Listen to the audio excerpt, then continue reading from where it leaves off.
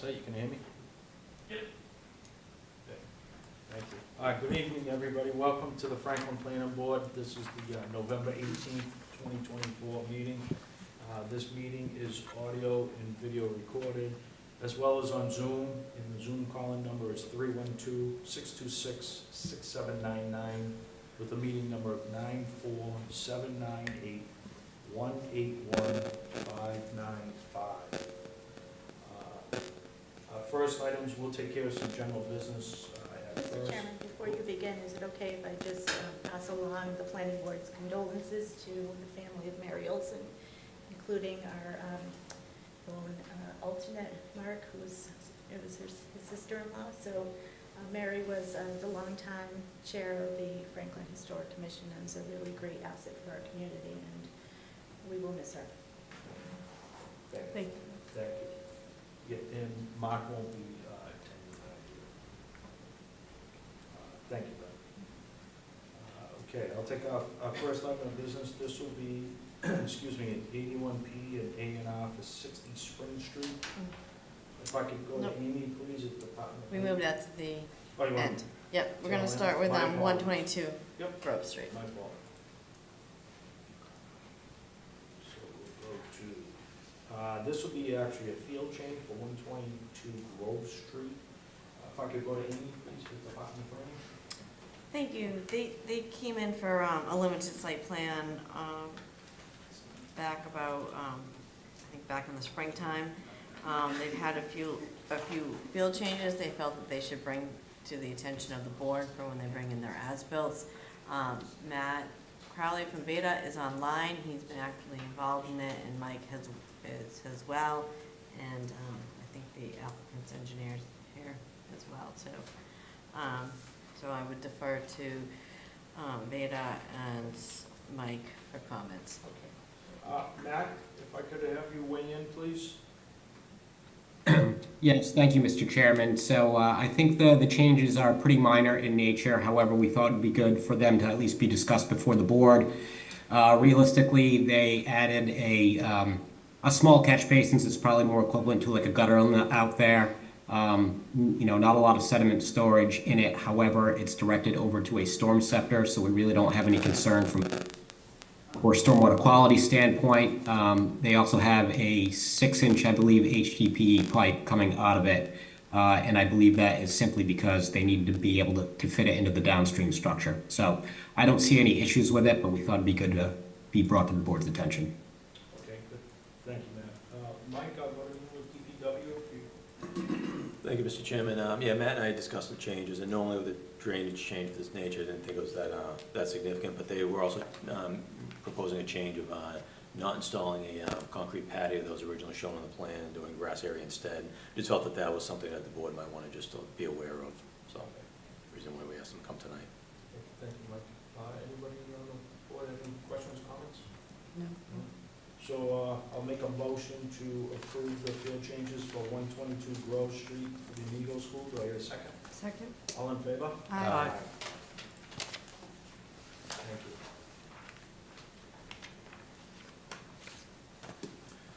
Second item of business, this would be an 81 A&R for 240 East Central Street. If I could go to you, Amy, Department Planning, please. Thank you, Mr. Chairman. Yes, so this is an 81P. It's for a plan of land at 9 Lewis Street and 240 East Central Street, dated November 1st, 2024. Previously, the planning board approved for 14 townhouses to be built at the location. And I believe that was one of the agreements that they would combine the two lots, which is required, into Lot 1A. Invaded and epileptic, so Mike, this is just a combination to make it three-foot lot now. Okay? Anybody have any questions or comments? So I make a motion to approve the plan of land for 240 East Central Street for the 81P A&R. Do I hear a second? Second. All in favor? Aye. Okay, next item of business, this would be for a bond release for Countryside Estates. If I could go to you, Amy, please, Department Sure. Plan. Thank you, Mr. Chairman. So this goes back to October 6, 2003, a definitive subdivision plan entitled Countryside Estates. They were last in front of the planning board on November 20th, 2023 for a bond reduction on the improvements that they made on the roadway. They've got $10,000 left in their tripartite agreement. They're here for, to bond release as well as road acceptance, which would be a recommendation to the town council. Typically in the past, the board has kept $1,000 in the bond until the road has been accepted by the town council and filed with the registry of deeds. So for tonight, it's actually, I have it on the agenda for C and D, so they're kind of together on the agenda under general business, to determine to release the bond and also to recommend or not recommend the road acceptance to the town council. Okay, good, thank you. Matt, can I go to you for your quick review after your last inspection, please? Sure, thank you, Mr. Chairman. So over the past several months, there was really just a few punch list type items left to be addressed. Some of those came through the town engineer, including some crack sealing. The owner actually cleaned out all the catch basins out there as well, and maintained the stormwater basins out there. So Beta has no outstanding comments on the construction. The only thing that we noted through the engineer of record was that on the as-built plan, there were a couple minor pieces of invert information that should be added on there, as well as the standard adding the design and constructed stormwater volumes on the pond. But otherwise, everything is addressed out there. Okay, good, thank you. Mike, DPW, if you could weigh in, please? Sure, thank you, Mr. Chairman. Yes, as Matt had mentioned, this project has gone on for a while, and during our last ride through there, we asked the developer to clean out the stormwater basins. He had those mowed down. They look really good right now. On some of the top courses that started to crack because it's the road's been in place for quite a number of years now. And he did have that crack sealed, and everything looked, in our opinion, looked good out there. So we recommend that move forward with it. I did have one question, I think prior to the last one getting pushed out, the handicap ramp at the end towards Prospect Street, that's all done too? At the end The of, handicap ramp Yep. at the end of Prospect, I think that was. At the end of Prospect, yes. From the last meeting, yeah, they had done that, I would say, at the beginning of the season. Okay. That's been done. We've Okay. seen that. We're satisfied with that. And the basins, anybody have any comments or questions for the board? No? I make a motion to, Before you make your motion, actually, sorry, I apologize, Mr. Chairman. sure, So, can we condition the release of the funds contingent upon DPW or Beta agreeing that the as-bills have been updated with the requested information? Yeah. Yeah. agree with that? Mr. DeRico, you good with that? I defer to Mike, Okay. or to, Okay, talk to when Mike. all right. Sure. Yeah, Mr. Chairman, it's just a notation on the as-built plans. I think it's a pretty easy Good. thing. Okay, I so can- prior we can do to that. going to. When can that be done? Tomorrow. She can do it tomorrow. Okay. Great. Yeah, then 1,000. All right. And $1,000 be held until the street is To the registry, okay? All right. recorded. So, do I hear a second on the bond release for Countryside Estates? Second. Second, that was with the two conditions. Yes. Yep. And it's, Excuse me. state the amount. $1,000. be a nine. $1,000, she said. What? 1,000. So, You're gonna release 9,000. release 9, save, keep 1,000. Okay. Second. All in favor? Aye. Now, we'll make a motion to send along to town council for the street acceptance for September Drive. And Countryside Lane. And Countryside Lane, my apologies. Second. All in favor? Aye. You're all set. Thank you. Thank you.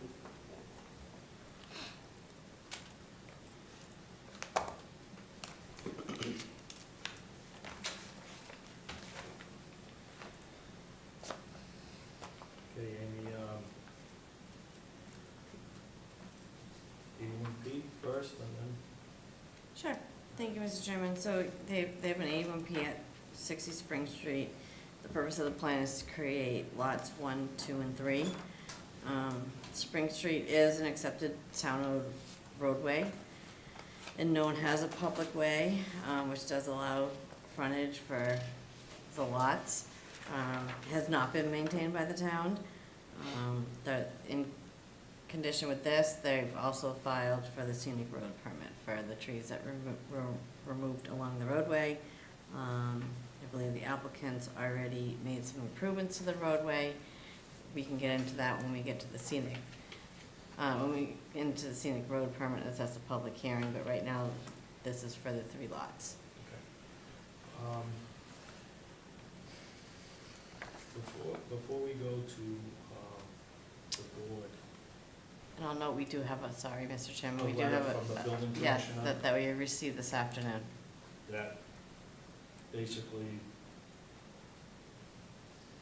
legal counsel and town building commission are basically saying it's out of our jurisdiction on A&Rs, and that they're taking over the process of this piece. Would you like to read the, You wanna read it? Like that, you wanna read it for me? I can read it, I got it. Wanna read it, Jen? All Just right, so everybody's yeah, aware. sure. So today we received a letter from Gus Brown, our building commissioner, on the status of Spring Street and the abutting lots.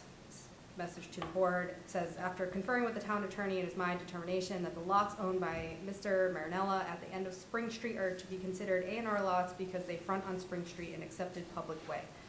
Furthermore, I've spoken with the town engineer. The roadway in front of these homes will be improved with the dense grade gravel, and turnaround will be constructed at the end of Spring Street to accommodate emergency and other vehicles. The issue of the scenic road has been worked out with the director of the Department of Public Works. Mr. Marinella has agreed to pay a fine and make improvements to the roadway as noted above. I request that the planning board vote to approve this resolution. Okay. So, we'll do the rest of the board first. I'll start with Chris, and we'll work our way down. Questions, comments, Chris? Thank you, Mr. Chairman. I think just overall disappointed that this is the way that it went in regards to the process and how it was undertaken, instead of coming before us to seek the subdivision and then seek the road work. But what's done is done, unfortunately, and it sounds like it's outside of our scope or our purview at this point in time. I think the only question I do have is, there's a mention of a fine. Is that fine separate from the tree fine, or are there 2 fines? Do we know those amounts, just curiously? It's part of those street lots, 1 and 2 on general business, public area. $8,000, Chris. Okay, So it's 8,000, but it falls under the public hearing side of it. not the A&R side. Correct. Okay, got it. And just in general, it seems that the acceptance of the lots is somewhat separate from the road, what was done. So like, it's almost as if that had never happened, that the A&R would have been a process that would have been undertaken and likely approved based on the guidelines of an A&R. Is that fair?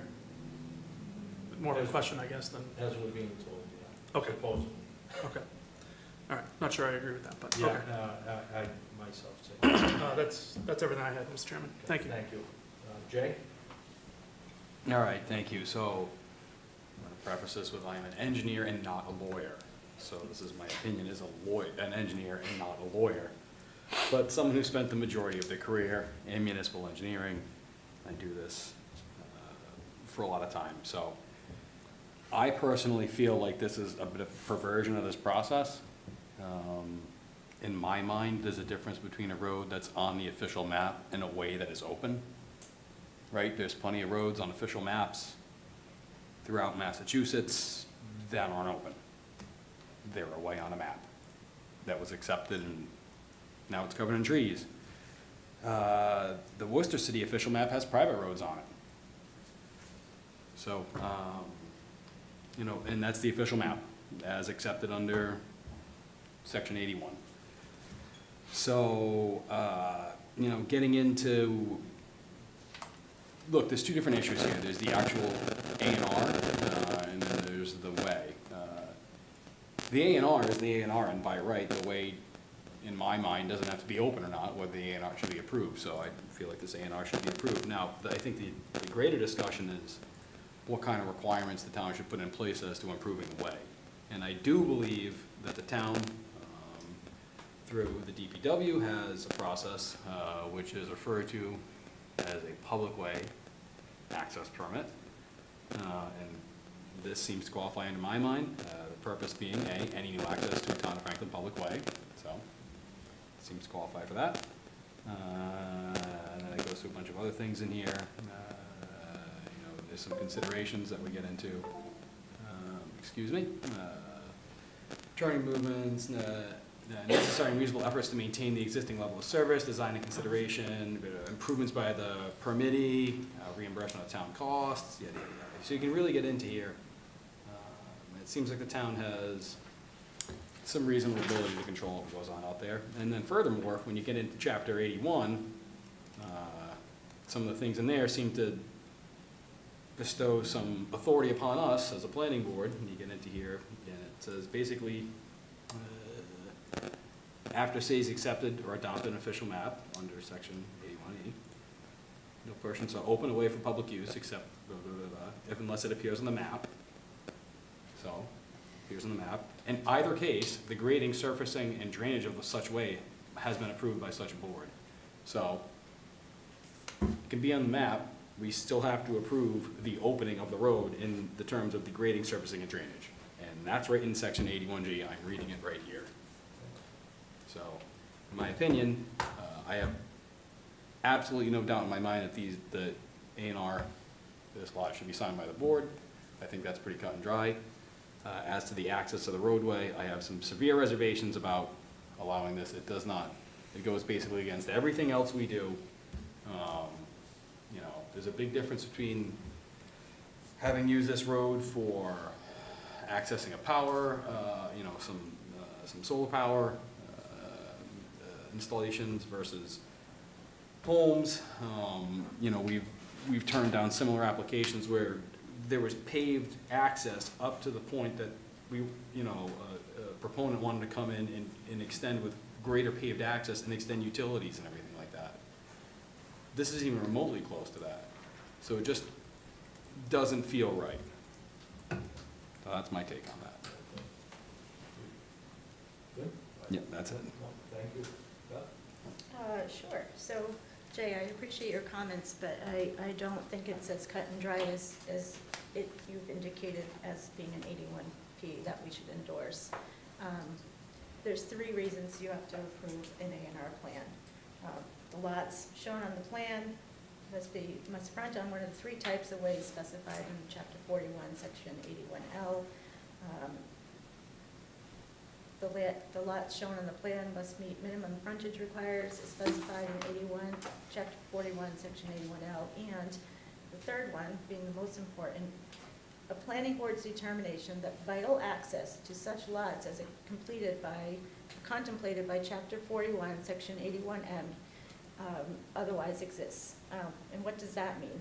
It's a vital access standard. So that means that this road is constructed to the safety standards throughout town of all other roads to be able to allow public safety equipment to access this lot. That has not been done.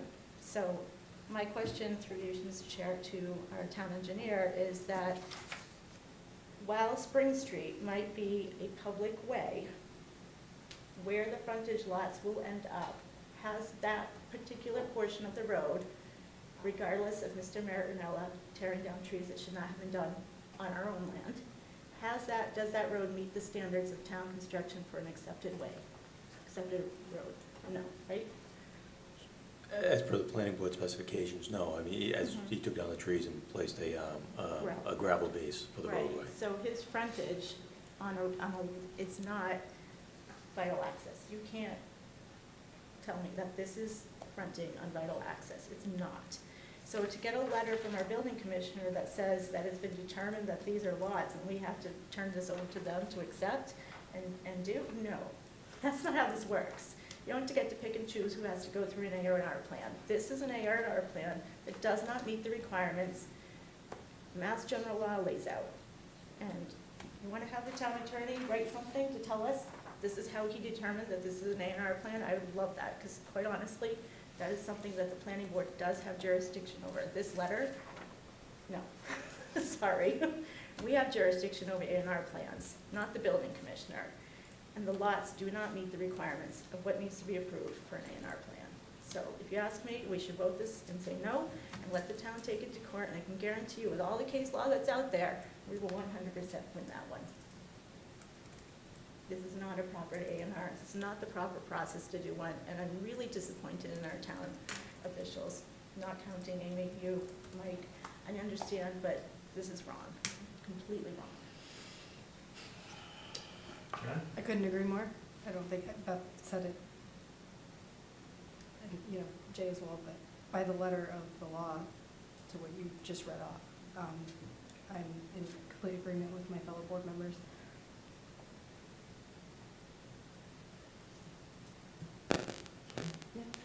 Okay, and this is a sticky thing. So,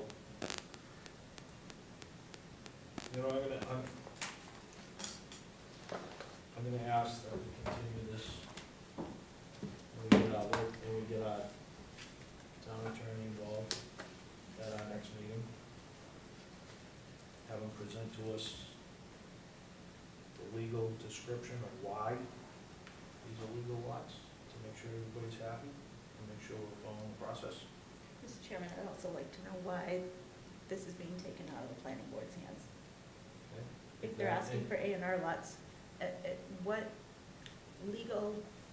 law is there that says that an A&R can be decided on by a building commissioner?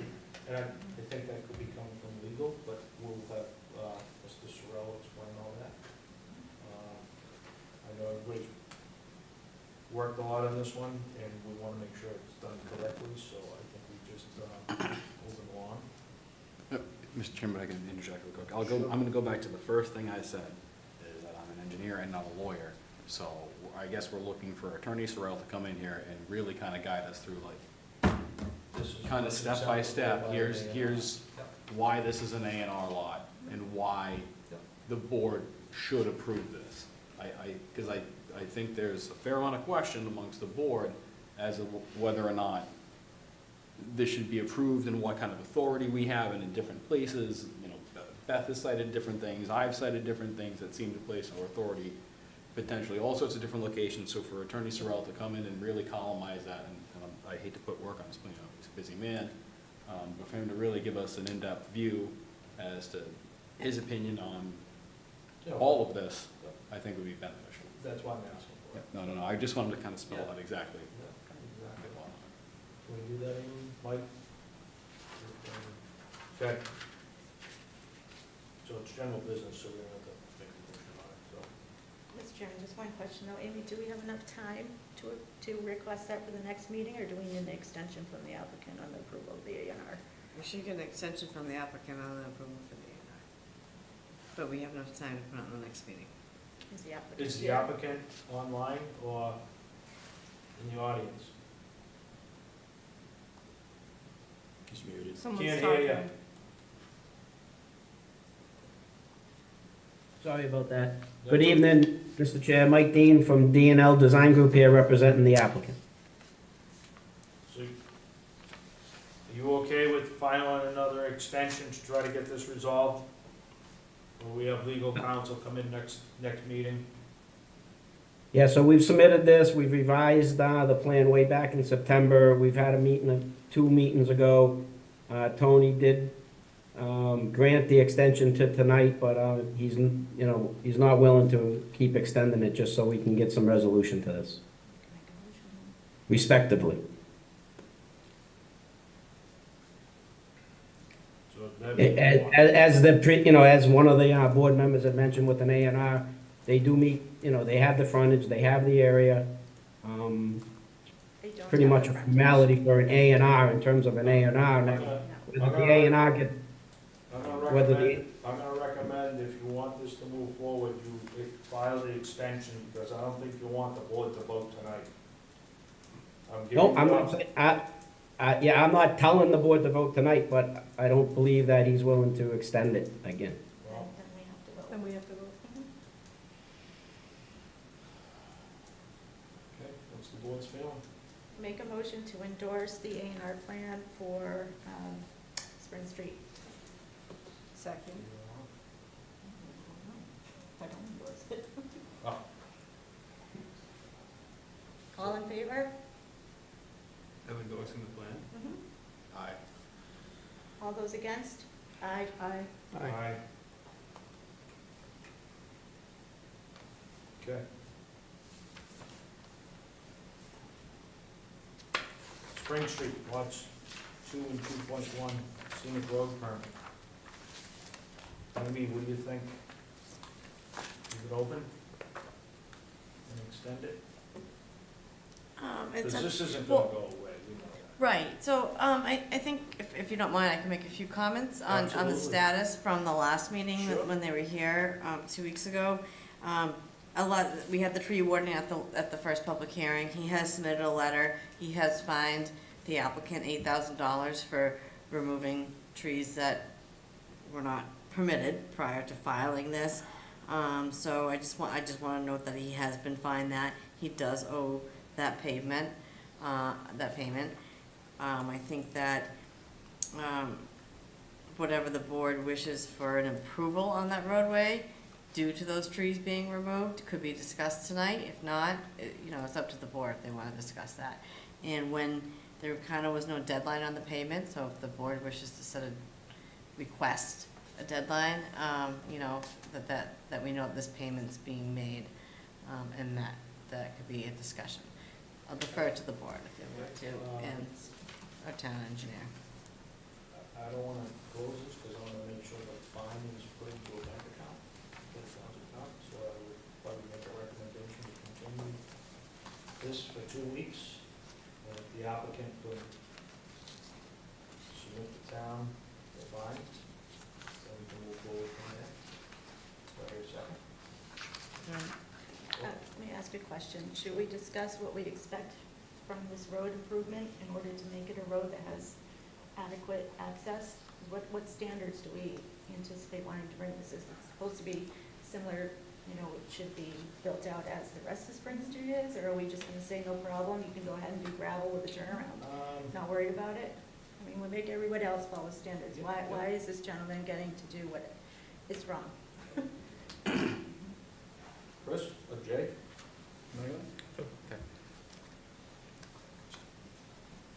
Want to put out this again. Just because we have to issue an A&R under an 81P does not mean we can't require that the way be constructed to the standard of the subdivision laws we have in Franklin. So, I'd like to reiterate again, while I think that we should approve this under the 81P and A&R and all this other good stuff, I'm damn confident that we can also require the way be improved. So, that's my take on it. Is I think that we can require this way be improved as part of the approval of the 81P. Because I agree with Beth, I do not think there's there's adequate access. So, that's my take on improvement of the So way. if we sign off, as an example, we sign off on the 81P, the A&Rs, we still have leverage on the Spring Street lots 2 and 2.1. To follow the rules and regs. We didn't Did I at say this that? point sign up on the. No, we did not, No, we didn't sign it, but we voted on it. I'm just Yes. bringing it back to the table a little bit, that's all. If the roadway's improved and brought up to town standards, however that's done, whether the town does it or the applicant does it, because I mean, he's already cut down the trees in the town right away, so we might as well improve the road as well. I would say that we need to have him bring it up to town standards, the rest of Spring Street, and make it a way that it's actually usable, and then revisit the A&R plan when you have a road that actually is legal. Yeah, no, I agree, and I think the applicant's wholly financially responsible for making that happen. Chris? And within the standards of the town. Chris? Nothing further, they hit it all. Okay. What do you think, Amy? I defer to the board. Say continue So it. continue Yeah. both? And I'd love to have the applicant here as well to talk about this. So, what do you think? Next meeting? That being said, what's our next meeting? December 9th. You make December 9th? Yes, So we'll continue both of them till December 9th. Mhm. Excuse me, No, just- the, Just the Spring Street Just lots, the Spring Street lots, my apologies, public hearing. the public hearing. Okay, do I hear a second? second. All in favor? Um, okay, and I'm sorry, what was the motion on the A and R plan? I either didn't hear it or missed it or Yeah, something. 1 for endorsing it and 4 against. Okay, thank you. So does that, how does that proceed? Just so, the rest of the discussion we had in here was, No, scenic road is a different hearing from the A and R plan, 2 different things. The scenic road. no, understood. Yeah. As long as So I just- know that. Just to pontificate here, so when like you turn down a special permit, that has to hold for 2 years before you can reapply. What's the similar restrictions on an A and R? I don't believe there is one. Okay. That was just my. Well. See, I wish Mark was here, because if I signed off on the A and R, as long as I know I had Spring Street as the road improvements to be done, I'm okay with it. Of course, like Jay was saying. But that was not a condition. You can't That's do not, that. yeah, Right. it's not, yeah. Yeah, I think we So- can actually. As of right now, the way it was presented to I us, think it was denied. I think we can condition that. See, that's why I An A wanted. and R plan? I'm not a lawyer, You can't but condition everything that I'm A&R. reading in here seems to say that something like that. But that's why I think Attorney Sorrell should come here and it can explain all of this to us. Can we put a signature date for next week for this, after our next meeting for the A and R, if we're gonna sign it, rather than tonight? You already denied it, Yeah. Okay. and they're not giving you an extension, so I The think applicant that's, wouldn't give us an extension, so we were forced to Okay. vote. Because we were forced to vote, we were forced to vote no, because we didn't have the answers we needed, even though we've asked for them. No, I just want to clarify for myself, okay? Yeah, excuse me, in terms of the extension, he did grant it until tonight. He's just not willing to grant it going forward from tonight, but you would still have 21 days from tonight. That certainly wasn't what I was trying to push forward.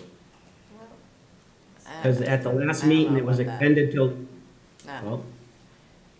well, if it wasn't extended till tonight, then we submitted it way over 21 days, it would be constructively approved. But that was the intent, is all I'm saying, is that he did continue it till tonight. He's just not willing to continue it more, so you would have the 21 days from tonight, is Right, what. so therefore, if you weren't Good. willing to continue it another 21 days, we had to vote because it would have been conditionally approved, which we weren't willing to do. So therefore, we voted no. But you're gonna have a meeting less than 21 days from tonight, is that correct? You or had no? to issue us another extension, and you indicated you would not be giving us another extension, so therefore, we had to vote tonight. You gave us Okay, an but- extension to tonight and said the applicant's not willing to give another extension to the next meeting. What would you have us do? No, we extended it till tonight, so the 21 days would go from tonight. No, the 21 days went to tonight. Went up 2 times, Yeah. You extended it at the last meeting up to 2 times. tonight only. And after that, you need to issue another extension, which you are not willing to do. So we had to vote. Not a new filing. It's not a filing. If you filed it, it would be the 21 days of filing, as it was an extension on the filing date. Okay? Okay? Wonderful. What's that, Amy? Yes. Street access, number 9. All right, we'll go to our next public hearing, which would be for 55 Constitution Boulevard. No, you just Are said we- 15. Continue. Motion Oh, to my continue. apologies. Our next public hearing would actually be 15 Liberty Way. Did we make a motion to continue this? The scenic road? Yeah, we did. Yeah, we to did, to December December 9th. Okay. Yep. And then I want to go to our next public hearing, which will be 15 Liberty Way, and I believe you're looking for continuation till December 9th, is that correct, Amy? Yes, that's correct. Do I hear a second? Make a motion. It just continue with 15 Liberty Way. Second. to December 9th. Do I have a second? Second. All in favor? Aye. Now, our next public hearing will be for, public hearing for 55 Constitution Boulevard. Make a And this motion is- to waive the reading. Do I hear a second? Second. All in favor? Aye. Tyler gets the middle seat. Gets the smart seat.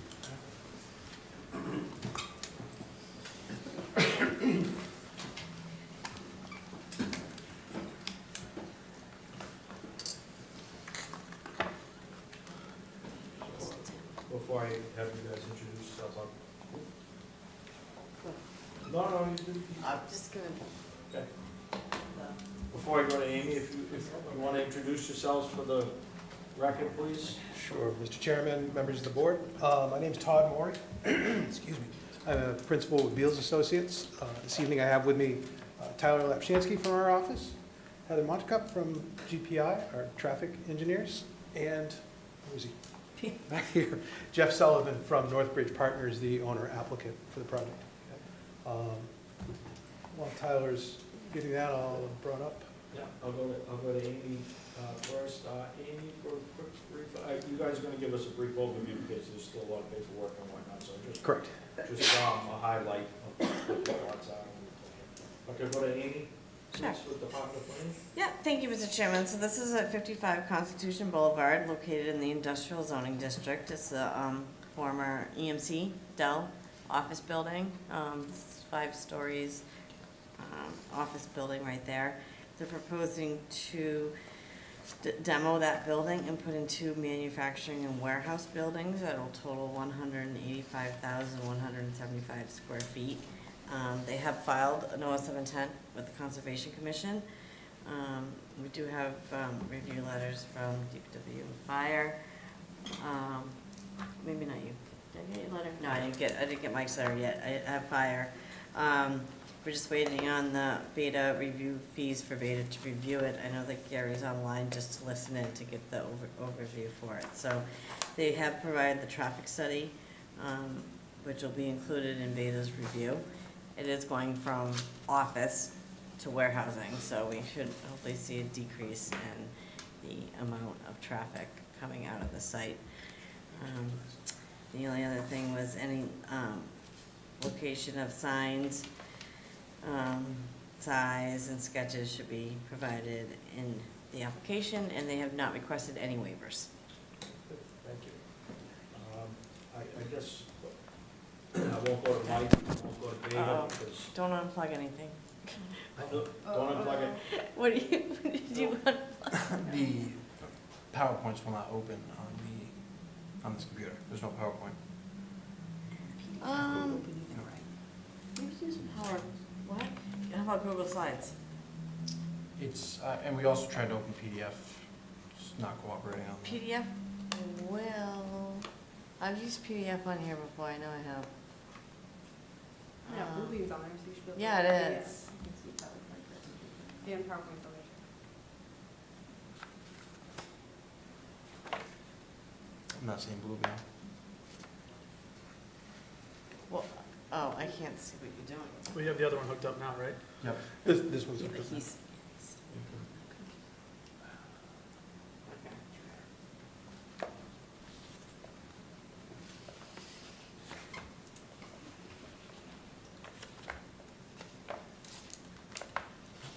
It's on the desktop.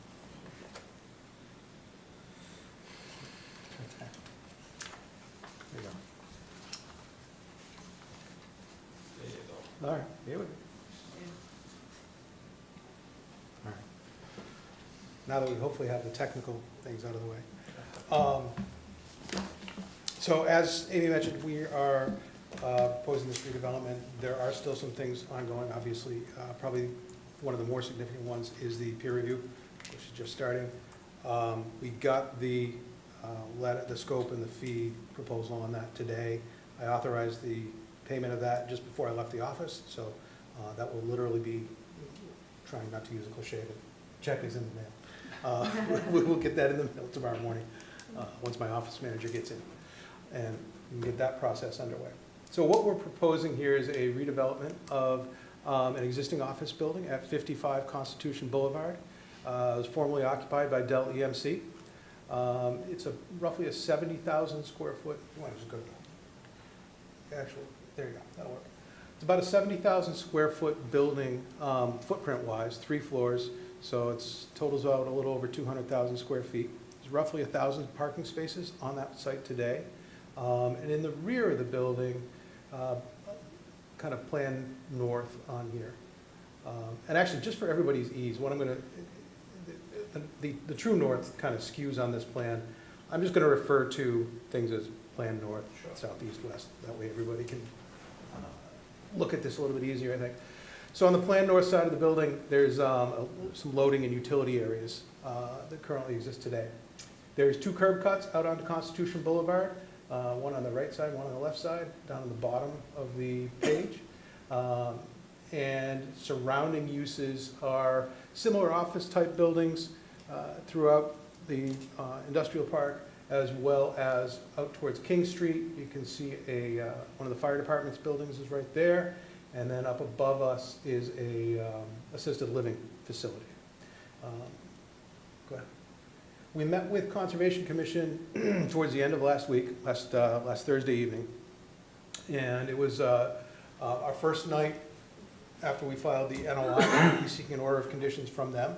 We had previously had a order of resource area delineation approved by the Concom back in, I believe it was in July that we got that.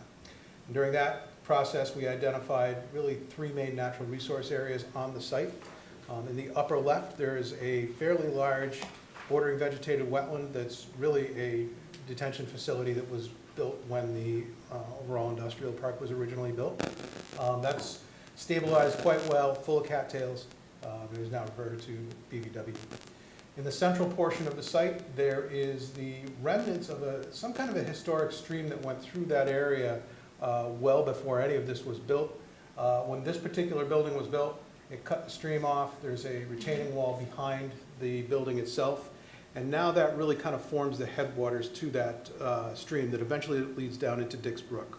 So there's another bordering vegetated wetland that we identified there. And in the upper right corner, there is an isolated wetland that we were actually certain that it connected underneath King Street somehow to another stream, which would have given it BVW status. But since Franklin also has a wetlands protection bylaw, IVW is protected here in this town as well. And we also categorize that as isolated land subject to flooding. It does meet the criteria for that, which is it can hold a 1/4 acre foot at an average depth of 6 inches. So it does categorize as those items. Not part of our original ORAD, but also present is across Constitution Boulevard. There is a drainage ditch that has been there for a long time, and it has turned into another area of isolated wetlands. It's the 100-foot buffer projects across Constitution Boulevard and just touches the property that we're looking to redevelop. So we had a lot of those constraints that we started working with when we looked at the various redevelopment opportunities for this property. We looked at several different items. We looked at just a single large building. We looked at multiple buildings in different configurations. And the site plan that we came up with provides us the most flexibility with regard to serving potential tenants. So the other thing that you should know going into this is that there is no specified tenant for this yet. This is a spec project, so probably, if you haven't already started, they'll be starting to look for tenants of various types to go in these buildings. And if you look at the way these buildings are laid out in the site plan, and I'll get into a little bit more detail in a minute, but you'll notice they're actually quite different. They are both rectangles, I understand that, but they are both intended to be industrial style buildings, which means that from an architectural standpoint, they're probably not the most exciting things that you will review in your time as planning board members, but they are meant to be highly, highly functional. And one of the things that Northbridge does that's a little bit different than a lot of the industrial clients that we see is they open up their buildings to a variety of different tenants. They're not looking for just a warehouse user. So they have different types of storage uses, they have different types of tenants that go in. They start to borderline on biotech adjacency. So they look for all different opportunities, therefore they want us to do these as flexible as we possibly can. So what we've come up with is really two buildings. Building A, which is the larger of the building, closer to Constitution Boulevard, it's about just under 125,000 square feet.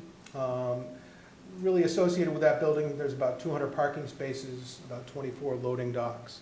And we've stuck some trailer spaces up in the back too. It kind of looks like that little tooth that sticks out of the back of the loading area. Building B is just over 60,000 square feet. You can see the loading's oriented a little bit differently on that. That's not only to provide flexibility in the building, but it also takes advantage of some of the site constraints that we have and trying to avoid some of the natural resource and stay as far out of the buffers as we possibly can. 111 parking spaces and 7 loading spaces associated with that. Access to the site remains in the same spot. The curb cut locations and number have not changed, so we are utilizing those two access points. Both of them are actually designed for full service access. In other words, you can get a tractor trailer truck in either one of them, but really the one to the plan east here is intended to be the main tractor trailer truck route. Main reason for that is it's the closest one to King Street, which means it's also the closest one to the highway. And that's where we believe that the majority of truck traffic would enter and exit this site. Circulation's been provided 360 degrees around both buildings. We thought it was very important to, in these kind of applications, to have as much availability for full circulation as possible, not only for passenger cars and trucks, but also for fire and emergency vehicles to get around and through these sites. With that, I think we're going to turn it over and have a discussion on traffic. Yes. So good evening, everyone. Heather Monica with Greenman Peterson, and we are the traffic engineers for the proposed project. So we did prepare a full traffic impact access study. It's dated August 12th, 2024, and it was submitted with the project. As part of that, we looked at existing conditions 2024, and our study areas include what's shown here on the screen, the signalized intersection of King Street and Constitution Boulevard, as well as Constitution Boulevard at Upper Union Street, unsignalized, and the 2 driveways, the northern and southern driveways. As part of that, we looked at public transportation. We collected traffic volumes out there in March 2024. We looked at the AM and PM peak periods. So we look at seasonal adjustment to adjust those volumes, get them to average month. We collect collision data and vehicle speeds out there so that we can do site distance for the next plan. What we noticed is we meet the minimum and desirable SSD and ISD. However, as shown here, this is the intersection site distance plans. That is someone in the driveway looking out to an oncoming vehicle, so driver eye to driver eye. And as you can see in red, we've shaded those areas to keep clear, to make sure that those sight lines are kept clear. There's some vegetation out there in between the 2 driveways that they exist today that could be cleared. But another point to bring up is there's some trees in the median. Although they're high canopy trees, some of those branches are falling a little bit low, so it's our recommendation to cut them and make sure, cut the branches, not remove the trees, but cut the branches to keep those sight lines clear. So we have like 6.5 feet of clearance. So that is put into our traffic study recommendations. The next slide is the stopping site distance figure, again, showing those same triangles that's needed for the intersection site distance, but these figures are provided in the traffic study and just showing that we do meet it, but we're recommending some clearing out there. For future conditions, we go out to the year 2031, that's the 7-year design horizon. We look at traffic growth, traffic growth that happens whether this project goes in or not. We coordinated with the town on any background developments. There is the warehouse project at 585 King Street that's eventually going to make that intersection a 4-way signal. Because that we got the traffic impact analysis from that. Because that is expected to be operational in the 7 years, we've assumed that analysis for our future year. So all the roadway improvements that are associated with that intersection are provided in our traffic study and also used in our analysis. for those future year conditions. As mentioned earlier, we are expecting that this project would generate less traffic than an office building, but what we did do was we showed a no build, so a future build condition without our project in place with no one in the office building today, but also one with an office building today. So we did run that analysis, just for comparison purposes as we moved on to our build condition. So we do show both of those in our traffic study. But this is the trip generation for the site. The table on the left, table 5, is what we're expecting for the warehouse development. So you can see it's 46 total trips for the weekday AM peak hour and 49 trips for the weekday PM peak hour. We've also broken it down into passenger cars and truck trips. I know people say, oh my goodness, how could it only be that many truck trips? It's so low, but for the peak hours, these trucks don't move a lot during the peak hours. They're more off-peak hours. So we look at a peak hour analysis when the traffic out on the roadway is the highest, and then we're dumping this traffic on top of it. But for comparison purposes, you can see table 6 on the right. We did do a comparison of what the existing building as an office would be using general office building at the existing square footage and compared it to what the warehouse is. So you can see the second column in table 6 is the same as the first column in table 5, and the difference is a decrease in traffic by hundreds of trips. So again, as mentioned, we would be expecting, better traffic operations because it's less traffic with the warehouse development. We use journey to work data for the employees that come, who works in Franklin's. We got trip distribution, and once you put the trips out onto the roadway, we're looking at, and this is without a reoccupancy of the office building. This is just warehouse on top of the traffic volumes that are out there today. We're expecting traffic increases anywhere between 2 and 36 vehicle trips on the roadways outside of the study area. So that's about 1 new vehicle every 1.5 to 30 minutes during the peak periods. We did run capacity and queue analysis, as mentioned. At the signalized intersection, it would be a 4-way in the future. Level of service is fine, D or better. Volume to capacity ratios are below 1. Increases in delay on any movement as a result of our project is less than 2 seconds, and any increase in queue is no more than 1 vehicle. So we would expect to see some significant traffic improvements, and you could see it in our traffic study over if an office was to reoccupy this space or the proposed project goes in. In addition, the other unsignalized intersections that are part of our study area, they all were operating at level of service B or better with the project in place. So in conclusion, the proposed warehouse development can be safely and efficiently accommodated on all the existing roadways with minor clearing and trimming of the vegetation near the site driveways to enhance the sight lines.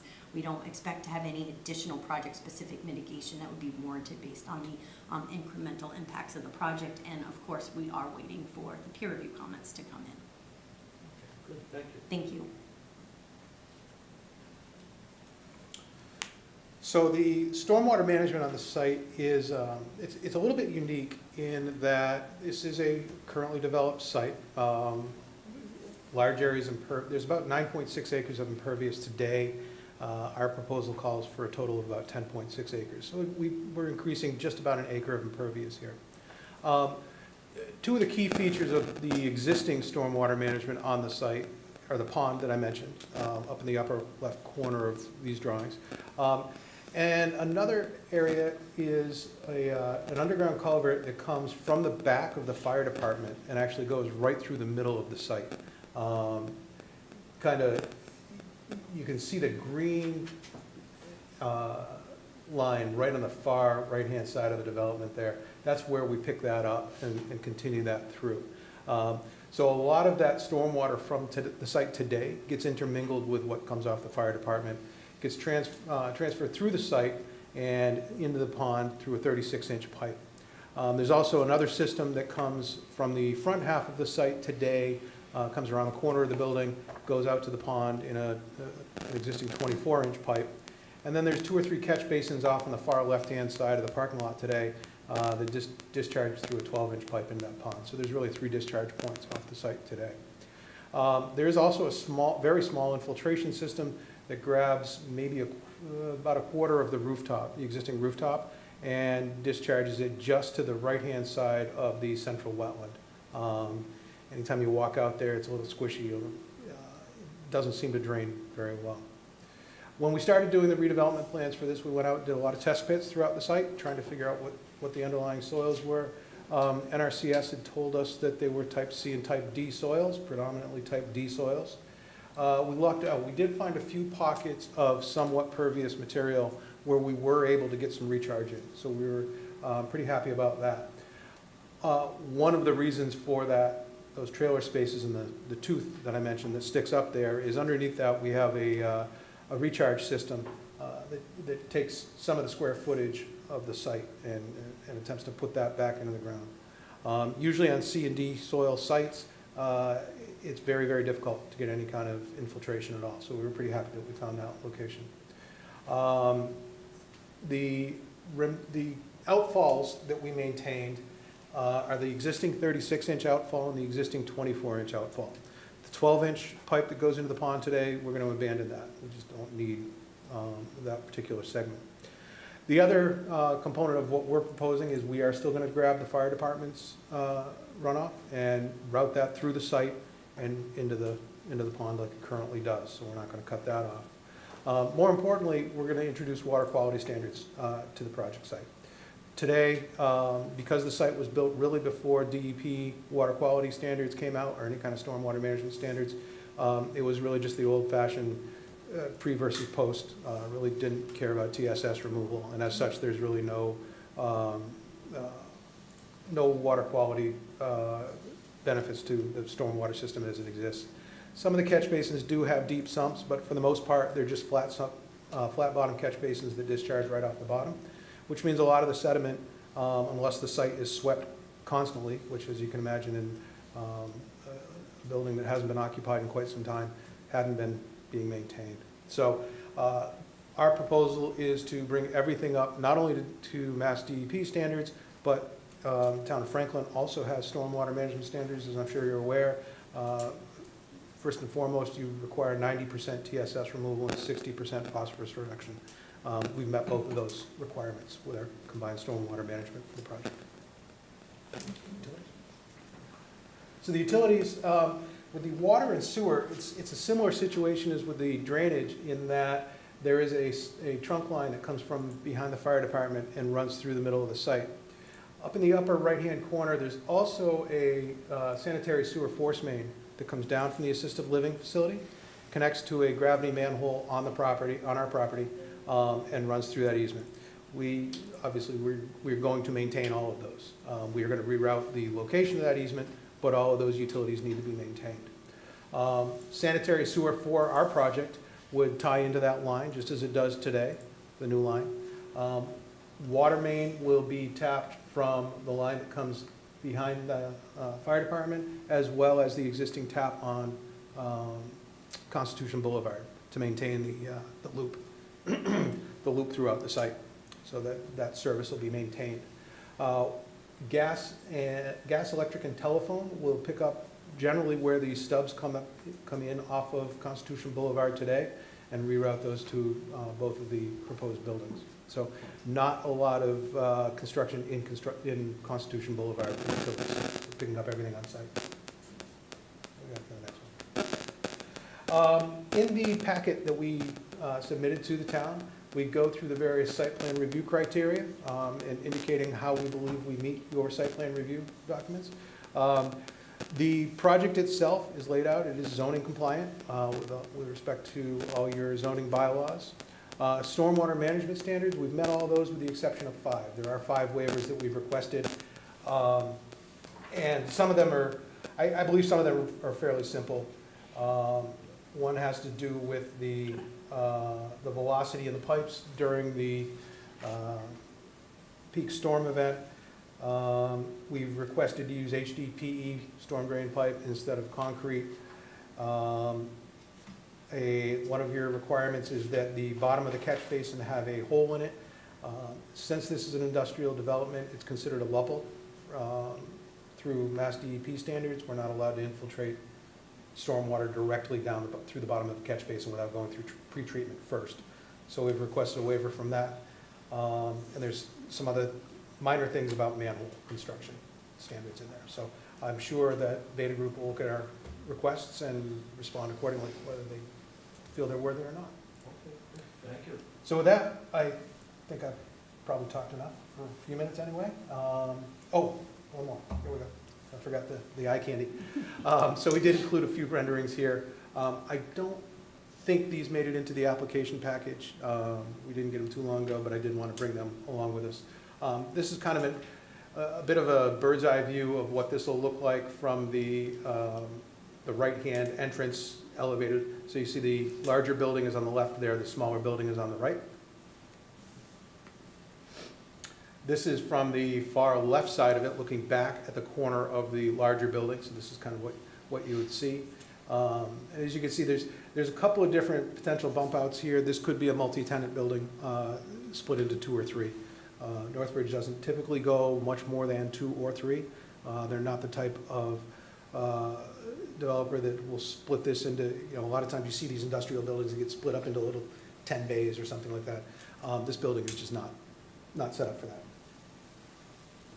And again, this is ground level view from that main entrance where I said most of the trucks would come in. This is what you would see coming off of Constitution Boulevard. Approximately size, height, similar to what's there? I believe, yeah, yeah, single story, 40 feet clear inside. So it'll be roughly 47 on the outside corners. It's coming down from the 3-story. Yep.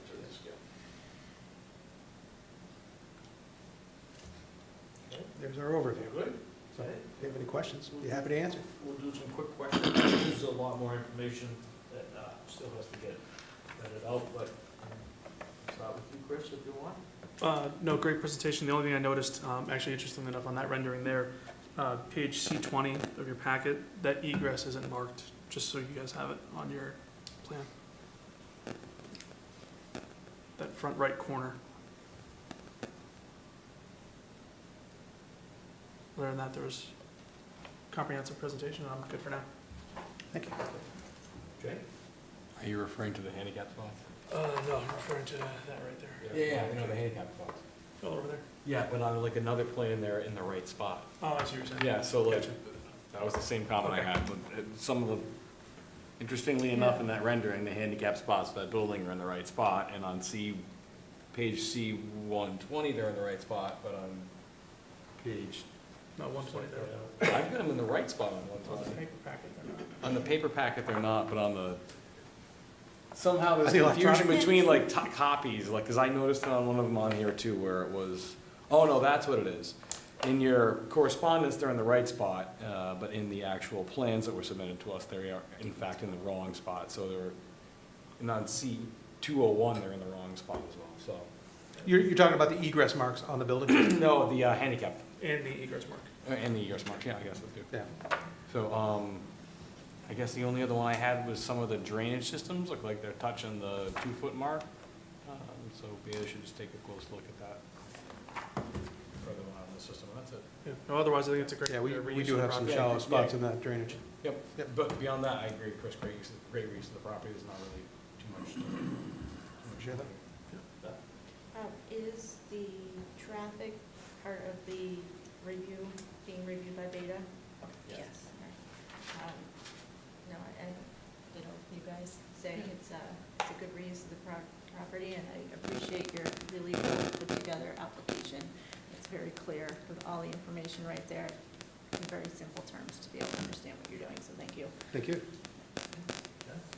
No, I was gonna also commend you on your presentation, even just like the graphics on your sheets, it's really clear what's new versus what's existing, which I appreciate. I did have one question through the chair. On the Plan East, I guess, true north side of the site, is the amount of trees or buffer between the fire station site and your site to remain, or are you fully clearing all the way to your boundary in order to allow for that drive. I guess it's just one question is could we maintain a little bit more natural vegetation buffer between fire station and building B? You know, I mean, there are, Yeah. you know, firefighters who are there, need to sleep, and, you know, I'm just a little concerned about noise or wherever. I know that the existing pavement goes pretty close, but again, it's pavement to parking lot, and now we're talking about truck traffic on that far north side of the site. So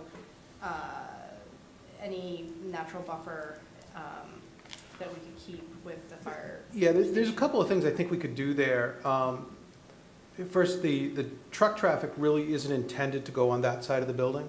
The trucks should come right up in between the two and then circulate to that.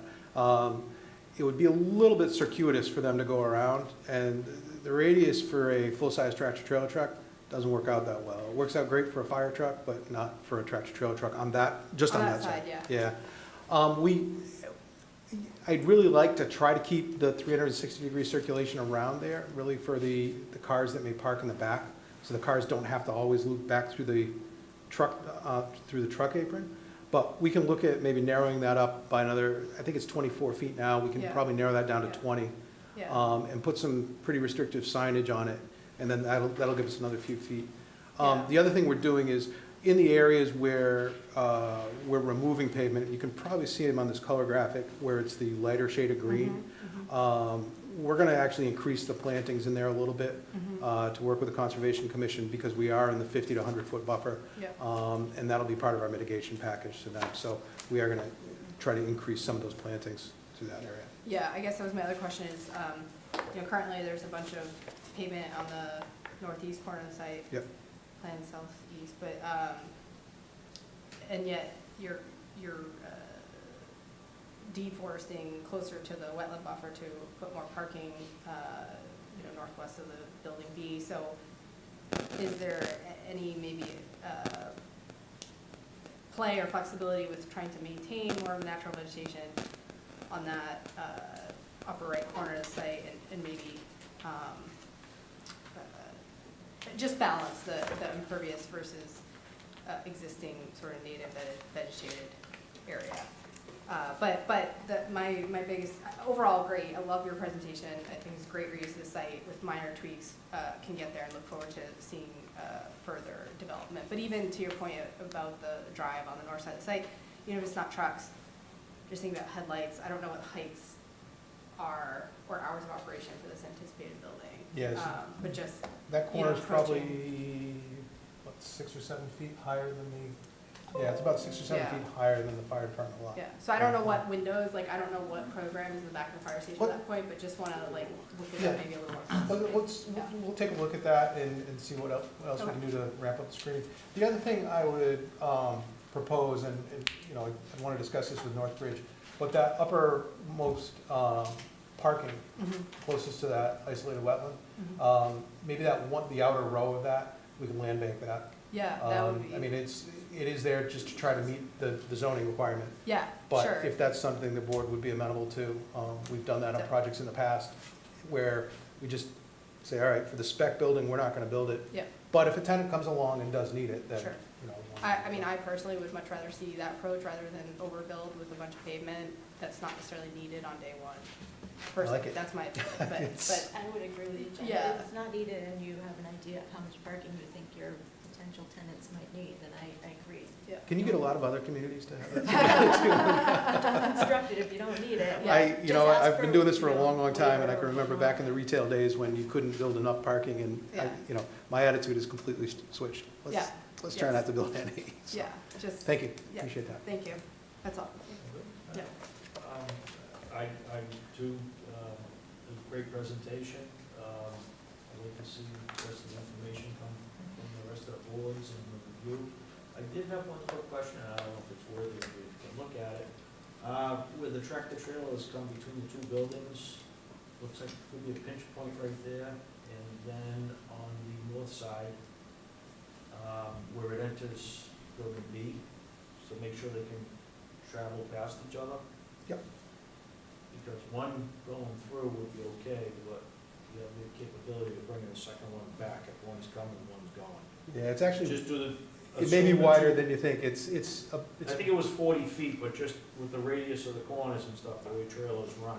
Just try to take a peek at that, but. Yeah, we'll run the simulation with them going simultaneously, one coming out, one going in. Just to make sure that it's not a pinch point between there, because it looks like that's your truck traffic route, obviously. That is the truck traffic route. You're right. But, yeah, I appreciate the presentation, and we look forward to seeing comments back from DPW and Beta and everybody, so I guess I'll go to Amy and, Sure. Thank you, Mr. Chairman. what are you thinking for duration for time now? Yep, so one comment before we move on to continuing, if you don't mind, just to kind of jump on Jen's comment about going behind the fire station, to maybe reach out, that's Fire Station 2, to maybe even reach out to them. I know that we get our comments through our deputy, that he's at Fire Station 1. So, and if you're going to small on the road to 20 feet instead of 24, I don't know if that's gonna be an issue or not, depending on height and what kind of ladder trucks they need to bring through there. So just feel free to have a conversation with them at any time if you do decide to make some changes around that building. Yeah, it sounds like it makes sense to just try to meet with them directly, then we can even walk it with them. Mhm. They can see exactly what we're doing. They'll review it as well. Yeah. Good. Yep. So December 9th is completely full. The next meeting would be the 16th. I am not sure if Beta would have a letter by then. We can try, and you can always ask for a continuance. I'm sure you're gonna wanna review all their comments once you get that letter. Probably won't have them in time for the 16th to discuss, but, It's really, it's up to or you it'd be folks. January 13th. You wanna go January 13th, so you have more information in front of you, so you'll have a lot more to work with, rather than just partials? Can we hold the 16th, just in case? I mean, you never know. can, I just. We've done a lot of work with Beta in the past, and sometimes they're very quick, and sometimes not so much. We can continue. We Yeah. got a lot on our plate coming forward, so we just want to Understood. make sure that we utilize our time accordingly, that's all. If we're gonna need to continue, well, we'll continue as quickly as we can. So, I make a motion to continue 55 Constitution Boulevard till December 16th. 16th. Do I have a second? Second, all in favor? Aye. Thank you. Thank you. And just as a matter of procedure, once we get their comments, do you have any issue with us talking directly back and forth with Beta to resolve things, or? Okay, thank you. They'll come back to us too, so. Yep. we'll work this out. Yep. Yeah. Yeah, like I said, we work As with Beta well on as a lot of Mike. projects, so. It is part of the process. Thank you so much. Thank you.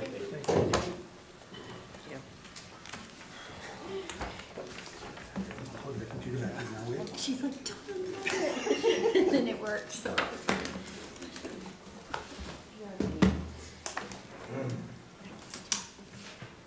Yeah. It's on the side.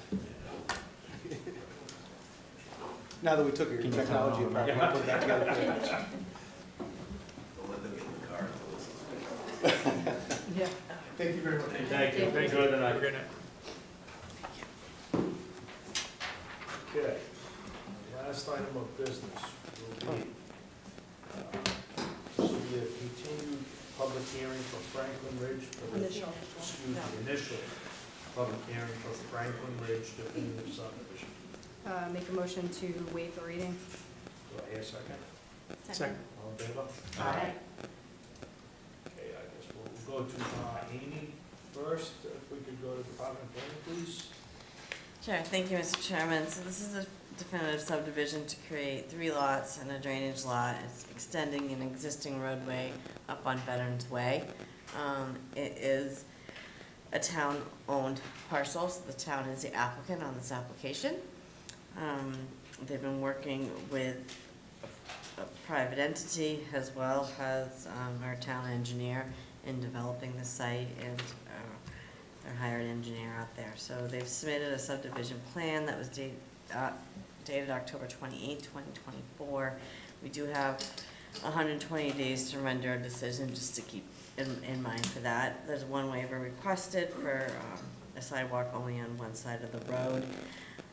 Beta reviewed stormwater during, so they've already been through conservation and has their approval through conservation. Beta worked out all the stormwater through conservation, so it was not being addressed today in front of the planning board.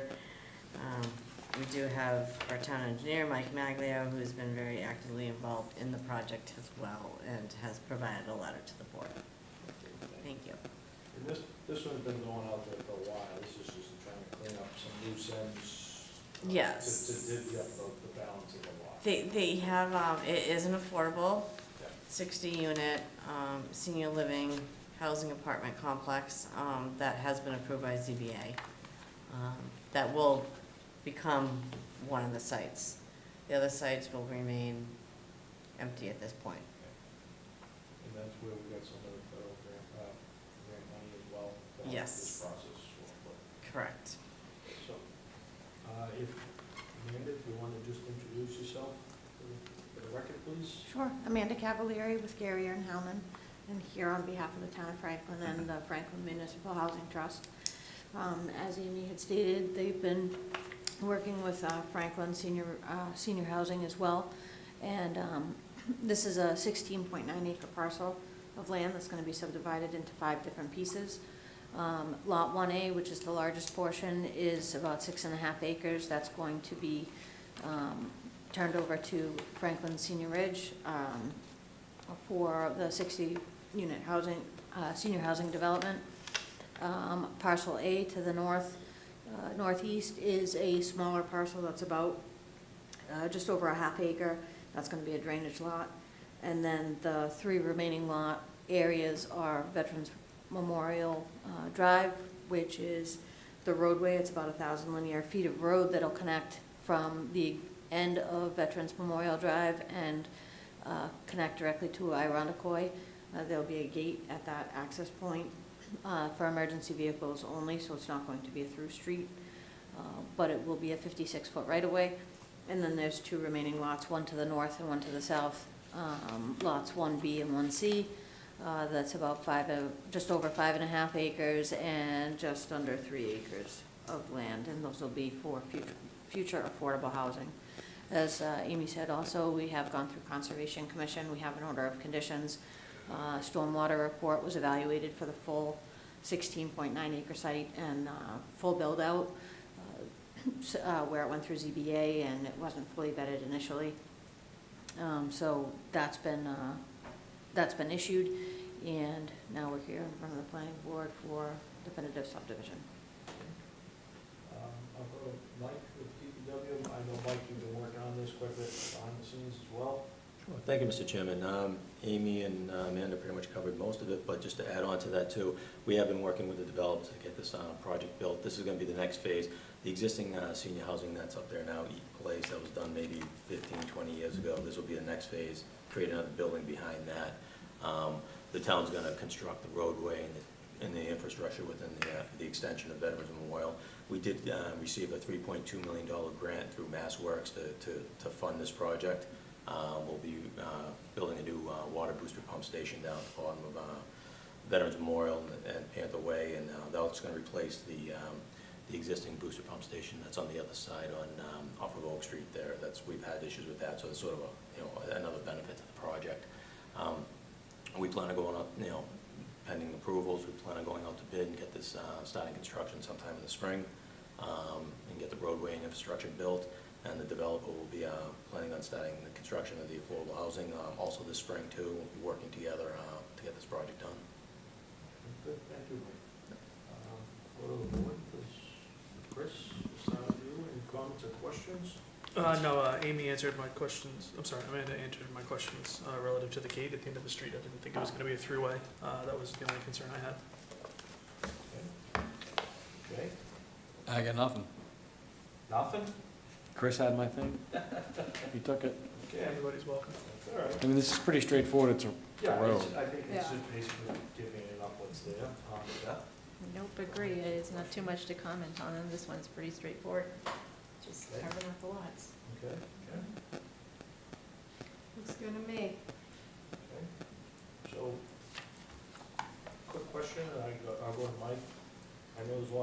there, just make sure that, I saw some test borings, just curious about the ledge, maybe on the lot or. Sure, there is ledge on that site. There were some borings, test bits that were done throughout the site. For the part that the town will be constructing, we do expect to encounter some ledge on the roadway there. Where the proposed drainage basin is, there is a nice little pocket of gravel there. We'll get some infiltration, so Amanda was able to get that designed. We still have to put together the bid documents and put together estimates before we go out to bid, but we are expecting to have some contingencies in there for the ledge that we encounter. Another quick question I had, so it's great, the loop is automated and doing the whole pump, so that's a great system, so then it's gonna improve the Oak Street side too. Yeah, that's very good. No gravel removal? Permit required? I don't believe so. I don't think so. Just- Yeah. just- We could verify So it is with building department on that. that's why, Yeah. okay. Revenue review, continuation of work. I mean, so basically, this is just carving out that last piece into basically three lots. Yep, So, the road has been designed to subdivision standards, one sidewalk as opposed to two, that's the only waiver we have. And then we'll have some street lighting and street trees along the way. So you have an appropriate curve and everything like that, Yep. so. Okay. So what's going on? Public hearing. Oh, Yeah. My apologies, anybody out there? Any questions, comments from anybody out there? If not, I think maybe close it and make a motion on the waivers. okay. So make a motion to close the definitive subdivision plan for Franklin Ridge. Do I hear a second? Second. All in favor? Aye. Make a motion to approve the waiver requesting to allow the construction of one sidewalk where two are required for section 313A1 sidewalks. Second. All in favor? Aye. Make a motion to approve the definitive subdivision plan for Franklin Ridge. Second. All in favor? Aye. You all set? Okay, you all set. Thank you. You got more work in front of you. Just keep doing what we do. That's just what you needed. Thank you. We good? Thank you. Anybody else? Amy? Amy? Oh, master plan. Yes. Great. Started reading it, a lot of information there, Yeah. a lot of good information. It'll still take a little bit to go through. You need comments by when?